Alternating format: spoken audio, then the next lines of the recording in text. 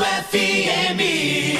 Confira agora os destaques do site cearaagora.com.br. Receita Federal alerta que não faz monitoramento de transações realizadas via Pix.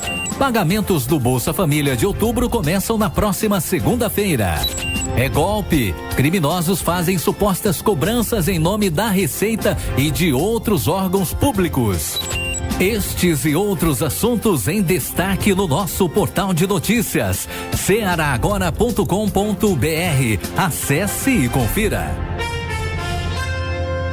Expresso FM. Mais alto astral, mais alegria. Expresso FM.